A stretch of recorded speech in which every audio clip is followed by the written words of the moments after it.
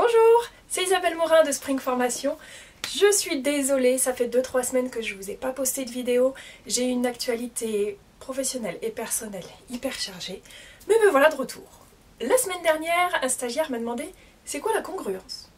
C'est ce que je vais aborder aujourd'hui. La congruence, c'est la cohérence entre les messages que je passe à différents niveaux. Entre la manière dont je dis les choses, les mots que j'emploie, les gestes que je fais. Exemple.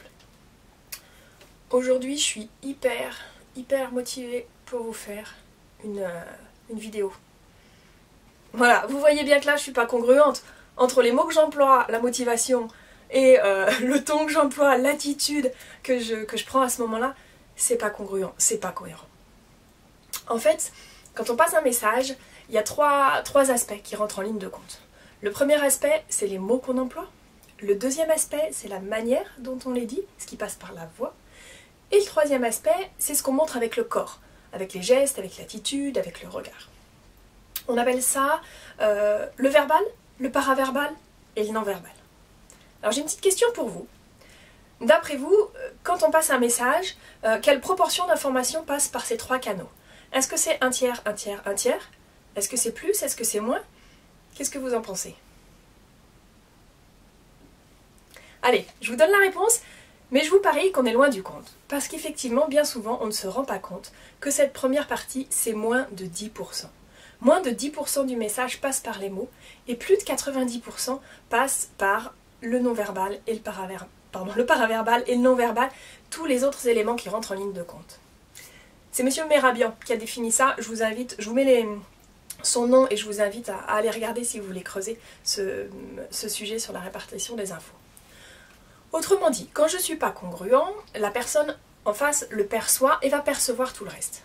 D'ailleurs, parfois, quelqu'un va nous faire un beau discours et on va dire « mais je le sens pas, il y a un truc, je sais pas, je peux pas lui faire confiance ». Et bien c'est ça, c'est qu'on a perçu, même si intellectuellement on ne sait pas forcément le décrypter, intuitivement on a perçu qu'il y avait un décalage. Et effectivement, ce qui révèle ce qu'il y a au fond de nous, c'est pas les mots qu'on a choisis, c'est tout le reste. Ça, on ne le maîtrise pas. Même si on essaye, on peut l'améliorer. On ne le maîtrise pas, il y a des éléments qui vont nous trahir. Alors, à partir de là, j'ai deux éclairages. Un pour vous, quand vous passez un message, si vous n'y croyez pas, c'est pas la peine de travailler votre discours. Hein. Le reste va passer et effectivement, il y a quelque chose de dissonant que les gens vont percevoir.